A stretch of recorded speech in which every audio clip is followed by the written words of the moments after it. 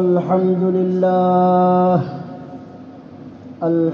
لله وكفى وسلام على عباده الذين اصطفى أما بعد فقد قال الله تعالى في كلامه المجيد وفرقانه الحميد أعوذ بالله من الشيطان الرجيم بسم الله الرحمن الرحيم يا أيها الذين آمنوا لا تخونوا الله والرسول وتخونوا أماناتكم وأنتم تعلمون وقال رسول الله صلى الله عليه وسلم أربع إذا كن فيك فلا عليك ما فاتك من الدنيا حفظ أمانة وصدق حديث وحسن خليقة وعفة في طعمة بارك الله لنا ولكم بالقرآن العظيم ونفعنا وإياكم بالآيات والذكر الحكيم درس الشريف اللهم صل على محمد وعلى آل محمد كما صليت على إبراهيم وعلى آل إبراهيم إنك حميد مجيد اللهم بارك على محمد وعلى آل محمد كما باركت على إبراهيم وعلى آل إبراهيم إنك حميد مجيد مجدول أركان زيارين دو محترم حاضرين মহান আল্লাহ রব্বুল আলামিনের দরবারে অসংখ্য শুকরিয়া তিনি আমাদেরকে অত্যন্ত দয়া করে আজকে জুমার দিনে জুমার নামাজ আদায় করার পাশাপাশি কিছু দিনই আলোচনা করার জন্য শোনার জন্য পৃথিবীর সর্বশ্রেষ্ঠ স্থান মসজিদে আসার এবং বসার তৌফিক দান করেছেন এজন্য দিল থেকে কালিমাটা শুকর আদায় করি বলি আলহামদুলিল্লাহ। আমি আপনাদের সামনে একখানা হাদিস তেলাওয়াত করেছি। এই হাদিসে রাসূল আকরাম সাল্লাল্লাহু আলাইহি ওয়াসাল্লাম বলেছেন চারটি গুণ এতই মূল্যবান, যদি ওই গুণগুলো তোমার ভিতরে বিদ্যমান থাকে তাহলে দুনিয়ার অন্য আর কিছু তোমার কাছে কি আছে না নাই এগুলো তোমার কোনো চিন্তা করার কোনো দরকার নাই। এটা হলো হাদিস। এরকম কথা অনেক সময় আমরাও বলি যে বেটা আল্লাহ করে দুটো সন্তান দিয়েছে, তারা যদি মানুষের মতো মানুষ হয়, ঢাকার গুলশানে যদি তোর একটা বাড়ি থাকে, ভালো বাড়িতে ভালো বিবাহ শাদী করছো, তোমার আর দুনিয়ার কি লাগে? এরকম কথা কিন্তু আমরা বলি।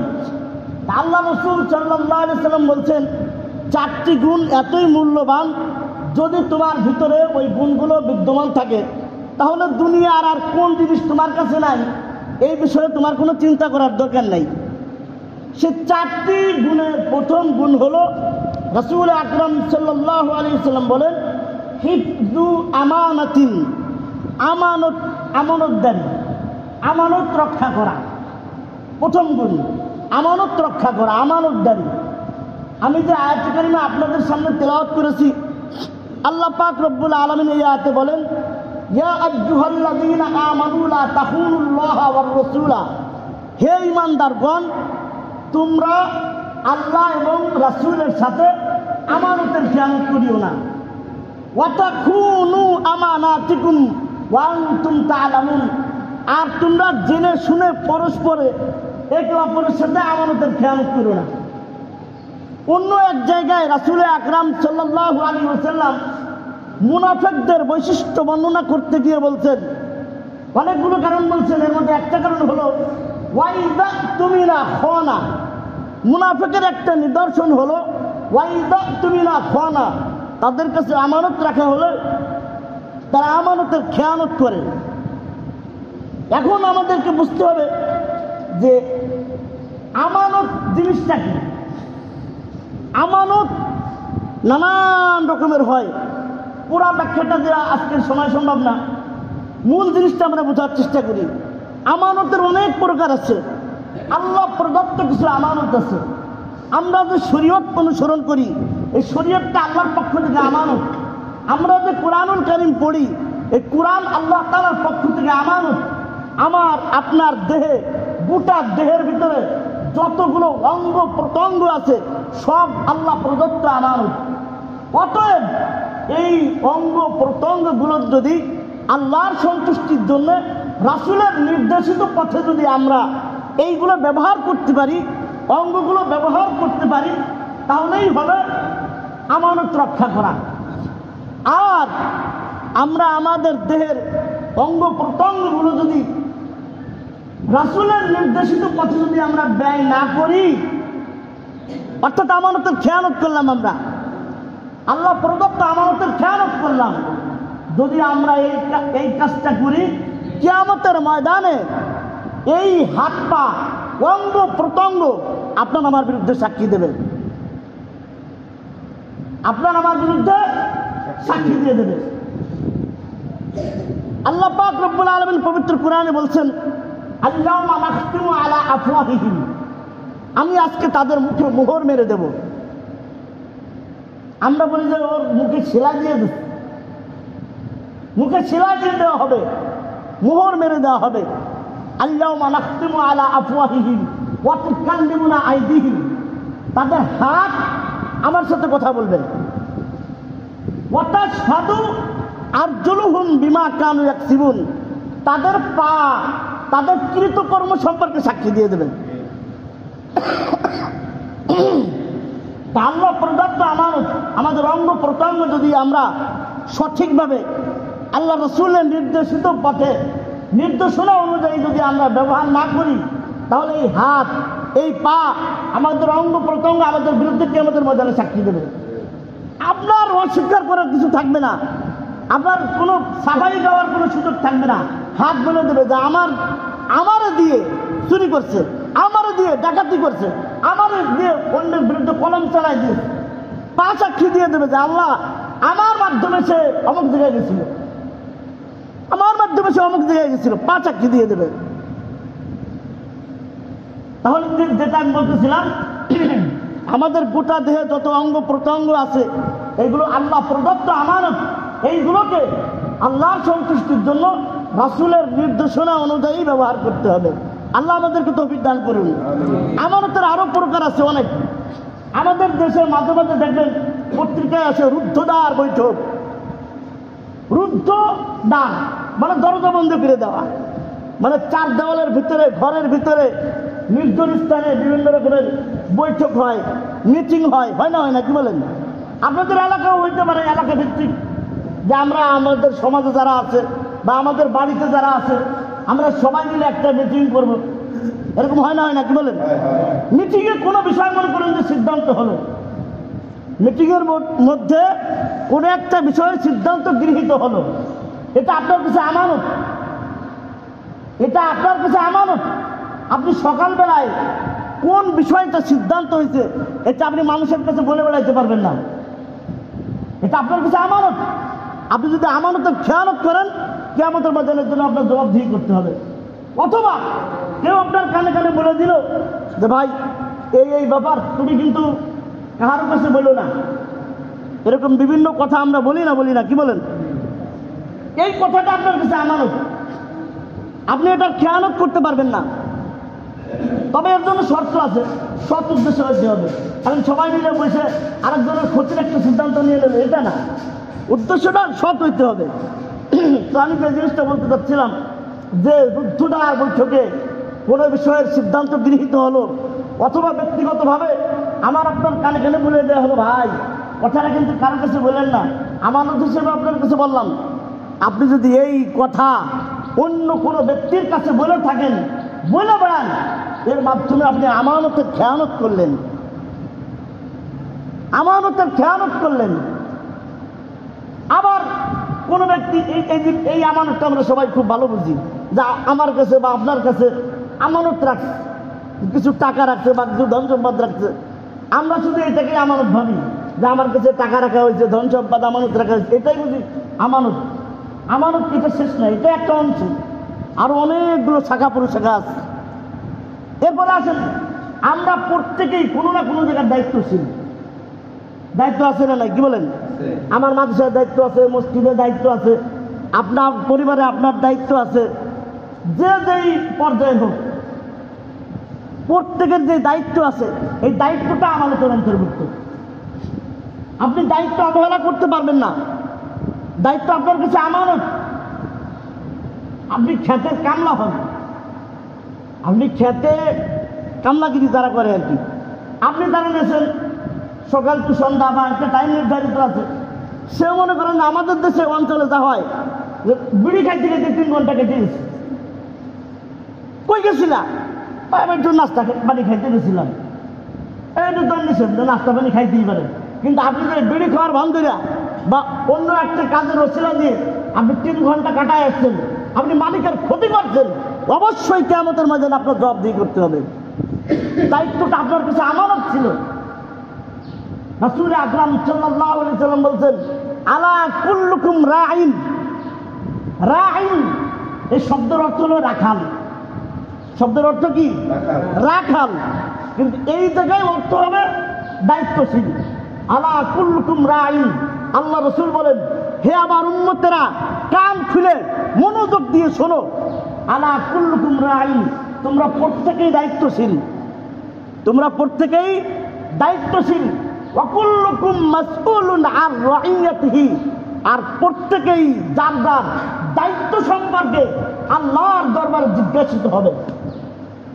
এরপরে আল্লাহ রাসূল সাল্লাল্লাহু আলাইহি সাল্লাম নাম ধরে ধরে বলছেন, ফাল ইমামুল্লাযী আলান নাসি রাঈন। ইমাম, এই ইমাম দ্বারা মসজিদের ইমাম সাহেবের বোঝানো হয়নি, শাসক। দেশের শাসক আছে না নাই? এর ভিতরে মেম্বার, চেয়ারম্যান, কমিশনার, এমপি, মন্ত্রী, প্রতিমন্ত্রী, প্রধানমন্ত্রী যা আছে সব এই ইমাম শব্দের ভিতরে অন্তর্ভুক্ত হয়ে গেছে।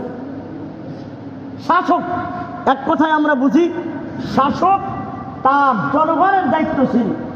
সে জনগণের হক সঠিকভাবে আদায় করছে কিনা, জনগণের কি চাহিদা ছিল, খাদ্য, বস্ত্র, বাসস্থান, চিকিৎসা, মৌলিকগুলো বললাম আর কি, এগুলো সঠিকভাবে জনগণের কাছে পৌঁছাইছে কিনা, এই সম্পর্কে শাসকের জবাবদিহি করতে হবে। মেম্বার সাহেবের, নেতা সাহেবের আল্লাহর কাছে জবাব দিতে হবে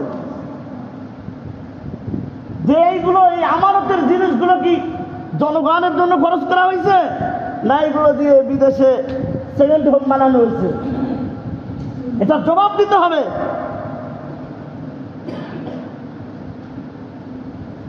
এরপরে রাসূল আকরাম সাল্লাল্লাহু আলাইহি সাল্লাম বলতেছেন যে ওয়ার রাজুলু রাঈন আলা আহলি বাইতিহি, ওয়ার রাজুলু রাঈন আলা আহলি বাইতিহি।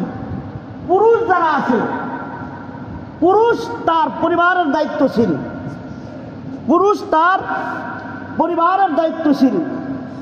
পুরুষ মানুষকে কিয়ামতের ময়দানে জিজ্ঞাসা করা হবে যে তুমি তোমার পরিবারের দায়িত্ব সঠিকভাবে আদায় করছো কিনা, জিজ্ঞাসা করা হবে। এরপর আল্লাহ রাসূল বলেন, ওয়াল মারআতু রাইয়াতুন আলা বাইতি যাওজিহা ওয়া ওয়ালাদিহি। আল্লাহ রাসূল বলেন, মহিলা যারা আছে, মহিলা তার স্বামীর বাড়ির এবং তার সন্তানাদির দায়িত্বশীল। মহিলাকে জিজ্ঞেস করা হবে যে পুরুষ মানুষ তো খেতে খামারে গেছে, চাকরি বাকরিতে গেছে, ব্যবসা বাণিজ্যে গেছে, বিদেশ চলে গেছে, তুমি তোমার স্বামীর ঘরের যে আমানত তোমার কাছে ছিল সন্তানাদি, দেখেন পিতার কথা যখন, পুরুষদের কথা যখন বলা হয়েছে তখন কিন্তু ওলানাদি সন্তানের কথা কিন্তু বলা হয়নি। মহিলার ক্ষেত্রে কিন্তু সন্তানাদির কথা বলা হয়েছে। এজন্য আমরা মাঝে মাঝে বলে থাকি মাই হলো প্রাথমিক শিক্ষক। মাকে কি বলা হয়? সন্তানের জন্য প্রাথমিক পাঠশালা। মায়ের কাছ থেকে অনেক কিছু সন্তানেদের শেখে। অনেক মায়েদের খবর আছে যে সন্তানের খোঁজ খবর নেয় না, দিনভরে ফেসবুক আর ইন্টারনেটে ব্যস্ত থাকে। সন্তান কোথায় গেল, কি শিখলো, কি করলো, এগুলো কোনো খোঁজ খবর রাখে না। অবশ্যই আল্লাহর দরবারে এর জন্য জবাবদিহি করতে হবে। স্বামী বিদেশে চলে গেছে, এটা হাদিসে উল্লেখ নাই, আমি একটু বাড়ায় বলতেছি যে সতীত্ব এটাও আমানত। স্বামী বিদেশ, উনি আরেকজনের সাথে হ্যালো লাগাই দিছে, আমাদের অঞ্চলে আমাদের দেশে হচ্ছে না কি বলেন?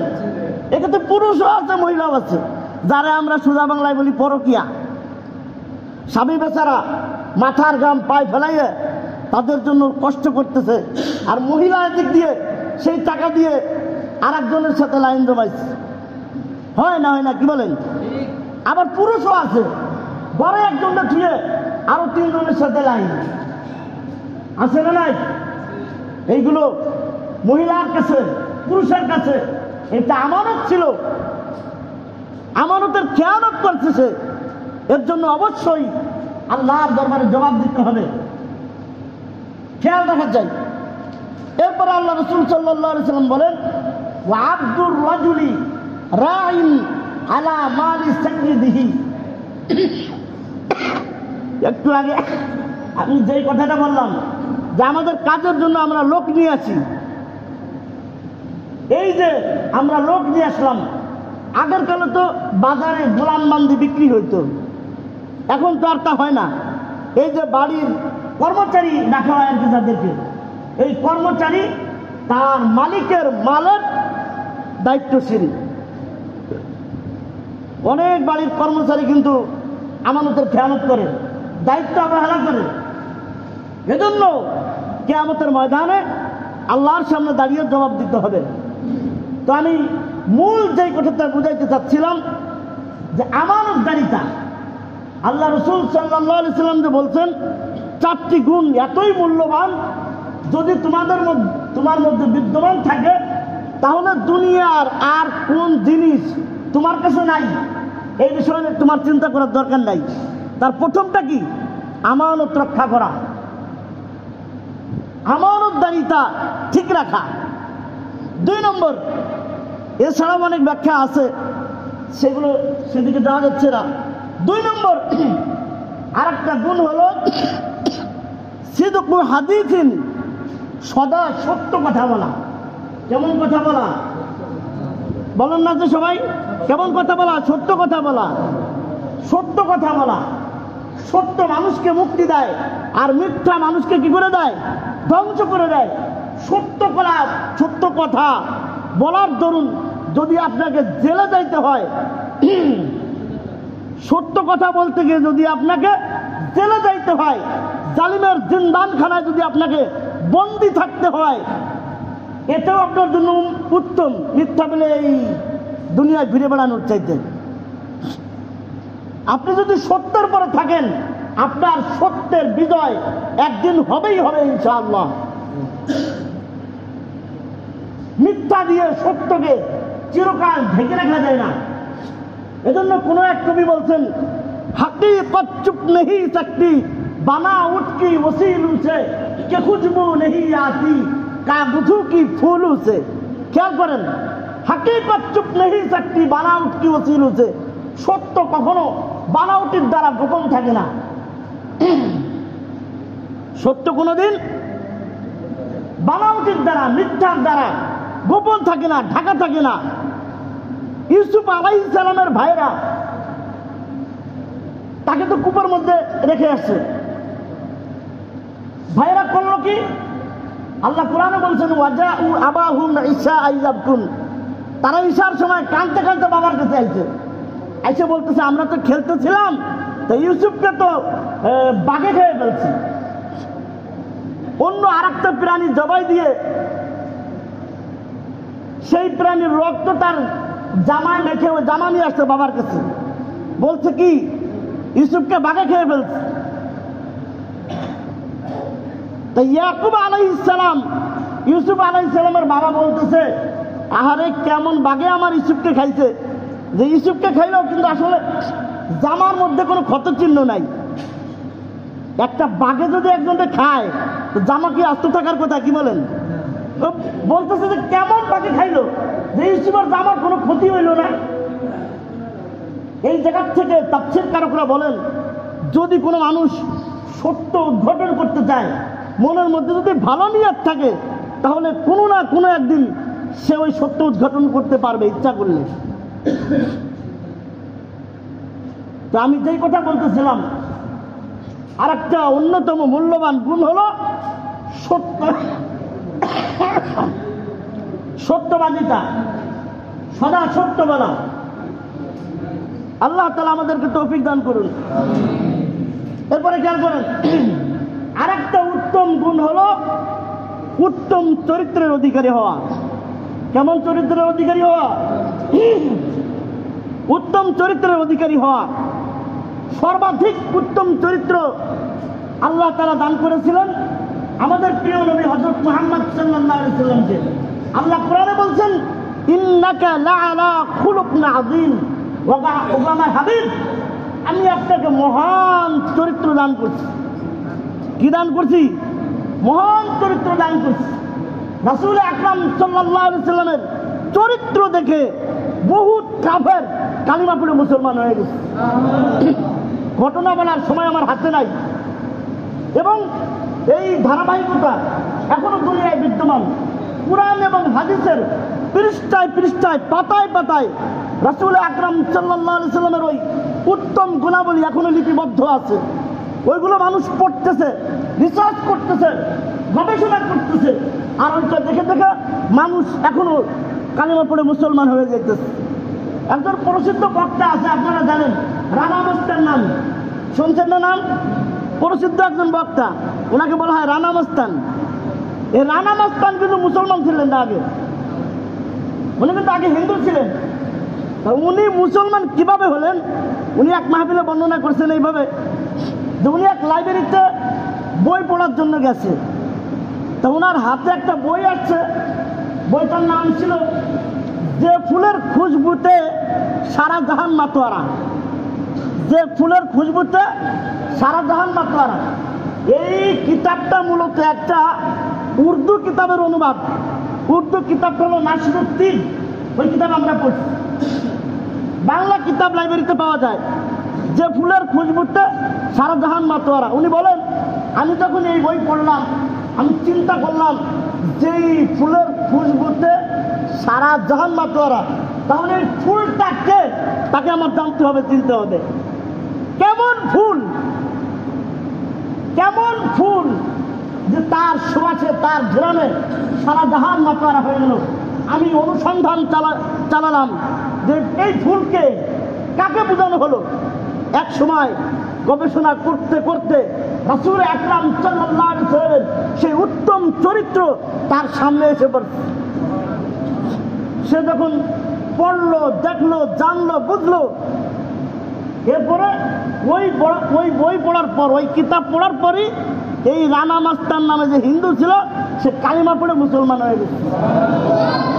রাসূল আকরাম সাল্লাল্লাহু আলাইহি ওয়াসাল্লামের চরিত্র দেখে মানুষ মুসলমান হয়ে গেছে। এই উত্তম চরিত্র আমরা কিভাবে অর্জন করতে পারি? দুইটা জিনিস কন্ট্রোল করতে হবে। একটা হলো আমাদের ভিতরে একটা কল্প আছে। আমাদের ভিতরে কি আছে? কল্প আছে, অন্তর আছে, মন আছে, নফস আছে, যেটা বোঝেন। এই সম্পর্কে আমি ইতিপূর্বে আপনাদের সামনে আলোচনাও করছি। এই কল্পটাকে পবিত্র করতে হবে। কল্পটার ভিতরে কোনো হিংসা থাকতে পারবে না, বিদ্বেষ থাকতে পারবে না, যত রকমের খারাপই আছে এইগুলো দূর করতে হবে অন্তর থেকে। আপনার অন্তরে কারোর প্রতি কোনো বিদ্বেষ থাকতে পারবে না। আর একটা হলো আপনার জবান কন্ট্রোল করতে হবে। আপনার জবান দিয়ে কার নামে মিথ্যা কথা বলতে পারবেন না, নিজে নিজে মিথ্যা কথা বলতে পারবেন না, মিথ্যা অপবাদ দিতে পারবেন না, গীবত করতে পারবেন না, শিকায়ত করতে পারবেন না। এই সব কিছুতে আপনার জবানকে কন্ট্রোল করতে হবে। যদি এই কলব আর জবানকে যদি কন্ট্রোল করা যায়, খেয়াল রাখতে হবে। আমরা অনেক সময় অনেক কথা বলে ফেলি, আসলে চিন্তা করি যে আমার কথার কত দূর যাবে। আপনি এমন একটা কথা বলছেন অন্য মানুষের কষ্টের কারণ হয়ে দাঁড়াইছে, এমন কথা বলা যাবে না। আমরা আরবি কবিতা পড়ছি যে মানুষ তার জবান দিয়ে যে আঘাত করে, মানুষের মনের মধ্যে যে আঘাত করা হয় কথার মাধ্যমে। আপনি আমাকে লাঠি দিয়ে আঘাত করছেন, তরবারি দিয়ে আঘাত করছেন, এইগুলো যদি মলম লাগানো হয়, ওষুধ লাগানো হয়, একসময় এই ক্ষতের চিহ্ন মিটে যাবে, দাগ থাকবে না। কিন্তু আপনার কথার দ্বারা মানুষের অন্তরে আঘাত করছেন, অন্তরে লাগানোর মতো মলম আবিষ্কার হয়েছে নি এখনো? আসেনি এরকম মলম যে অন্তরে কতখানি মলম লাগাই দিলাম সব ঠিক হয়ে গেল? আছে? এজন্য এমন কথা বলা যাবে না যেই কথার দ্বারা মানুষ কষ্ট পাবে। সুন্দরভাবে বুঝাই দেন, যেই কোনো জিনিস সুন্দরভাবে বলে দেন, আগে সুন্দরভাবে বলে দেখেন না কি হয়। আল্লাহ তাআলা আমাদেরকে বোঝার তৌফিক দান করুন। তার একটা গুণ হলো উত্তম চরিত্র। আর এর সর্বশেষ যে গুণের কথা বলবো সেটা হলো হালাল রিজিক, হালাল উপায়ে অন্বেষণ করা। কথাটা কিন্তু বোঝার বিষয়। হালাল রিজিক, হালাল উপায়ে অন্বেষণ করা। গরুর গোশত হালাল না হারাম আপনারা বলেন? ছাগলের গোশত হালাল না হারাম কি বলেন? মুরগির গোশত হালাল না হারাম? মুরগির গোশত হালাল। মনে মনে যদি ভাবেন যে আজকে 21শে ফেব্রুয়ারি একটা আয়োজন তো দেওয়ার দরকার এলাকায়, যুবকরা আর একজনের খোপের থেকে, খোপিত বলেন কি বলেন, মুরগির খোপ বা বাক্স যেটাই বলেন, তো আজকে 21শে ফেব্রুয়ারি একটা আয়োজন না দিলে কেমনে হয়? 4-5 যুবক এক জায়গা হয়ে যায় আর একজনের খোপের থেকে মুরগি ধরে নিয়ে এসছেন। মুরগি খাওয়া তো হালাল ছিল, মুরগির গোশত তো হালাল ছিল, কিন্তু উপায়টা হয়েছে কি? হারাম। গরুর গোশত হালাল না হারাম কি বলেন? ইমাম সাহেব ওয়াজ করলো যে গরু যদি কুরবানি দেন এই সব হবে। এখন আপনি মনে মনে ভাবলেন যে গরু কুরবানি দিলে জন্য দিতে যাব, আর নিজের পালে তো গরু নাই, আরেকজনের গোশত চুরি করে নিয়ে আসছেন। গরুর গোশত কিন্তু মূলত হালাল ছিল, কিন্তু উপায়টা কি হয়ে গেছে? হারাম। এজন্য হালাল রিজিক, হালাল উপায়ে অন্বেষণ করতে হবে। বুঝাইতে পারছি আমি? হালাল রিজিক, হালাল উপায়ে অন্বেষণ করতে হবে। রাসূল আকরাম সাল্লাল্লাহু আলাইহি ওয়াসাল্লাম বলেন, যে ব্যক্তি হালাল উপার্জিত খাবার খায়, যে ব্যক্তি হালাল, কয়েকদিন যাবত অসুস্থ, আপনার আবার মনে কিছু নেন না, যে ব্যক্তি হালাল উপার্জিত খাবার খায় আর 2 নম্বর সুন্নত তরিকায় চলে। একটা হলো হালাল উপায়ে হালাল উপার্জিত খাবার খায়, 2 নম্বর সুন্নত অনুযায়ী চলে, আর 3 নম্বর হলো তার অনিষ্ট থেকে, তার খারাপি থেকে অন্য মুসলমান নিরাপদ থাকে। আমি বুঝাইতে পারছি? হালাল উপার্জিত খাবার খায়, সুন্নতের উপরে চলে, আর 3 নম্বরটা তার থেকে অন্য মুসলমান তার অনিষ্ট থেকে নিরাপদ থাকে, ভালো থাকে। এরকম যদি কোনো ব্যক্তি করতে পারে, আল্লাহ রাসূল বলেন ওই ব্যক্তি জান্নাতে প্রবেশ করবে। হালাল উপার্জিত খাবার খায়, সুন্নত তরিকায় চলে, আর তার অনিষ্ট থেকে অন্য মুসলমান নিরাপদ থাকে। অনেক মানুষ আছে তাদের আতঙ্কে মানুষ ভীত সন্ত্রস্ত থাকে, অমুকরে দেখলাম, এই দেখো সব কিছু সাবধানে রেখো, কোন সময় কি নিয়ে যায় বলা যায় না। আছে কিন্তু এরকম মানুষ, তার মানে তার অনিষ্ট থেকে অন্য মুসলমান নিরাপদ না, তারা দেখে মানুষ ভয় পায়। আপনাকে মানুষ দেখে ভয় পাবে কেন? মানুষ ভয় পায় কি দেখে? হিংস্র জানোয়ার দেখে ভয় পায় কি বলেন? আমার সামনে যদি একটা বাঘ এসে পড়ে, আমি ভয় পাবো, বাঘে তো আমার খেয়ে ফেলতে পারে। সাপ চলে আসছে, বিষধর সাপ, আমি ভয় পাবো। আপনি মানুষ, আপনাকে দেখে আমি ভয় পাবো কেন? আপনাকে দেখে যদি আমি ভয় পাই তাহলে তো আপনি মানুষের স্রোত মানুষ। অতএব আমাদের ভিতরটা পরিবর্তন করতে হবে। একটা হলো মানুষ আর একটা হলো মনুষ্যত্ব। খালি মানুষ হইলেও চলবে না, মনুষ্যত্ব থাকা লাগবে। আল্লাহ পাক রব্বুল আলামিন এই মনুষ্যত্ব পয়দা করার তৌফিক আমাদেরকে দান করুন। সর্বশেষ আমি যে হাদিসটা তেলাওয়াত করছি, গুরুত্বপূর্ণ হাদিস, সংক্ষেপে হাদিসটা আপনাদেরকে বলে দেয় মনে রাখার জন্য। আল্লাহ রাসূল সাল্লাল্লাহু আলাইহি সাল্লাম বলছেন, 4টি গুণ এতই মূল্যবান, যদি তোমার ভিতরে বিদ্যমান থাকে তাহলে দুনিয়ার অন্য আর কিছু তোমার কাছে আসে না নাই, এ বিষয়ে চিন্তা করার দরকার নাই। একটা হলো আমানতদার হওয়া, 2 নম্বর হলো সদা সত্য কথা বলা, আর 3 নম্বর হলো উত্তম চরিত্রের অধিকারী হওয়া, আর 4 নম্বর হলো হালাল উপার্জিত খাবার খাওয়া। আল্লাহ পাক রব্বুল আলামিন আমাদেরকে এই গুণায় গুণান্বিত হওয়ার তৌফিক দান করুন। সকলে বলে আমিন। ওয়া আখিরু দাওয়ানা আলহামদুলিল্লাহি রাব্বিল আলামিন। ভাই একটু কথা বলবে, একটু শোনেন আপনারা।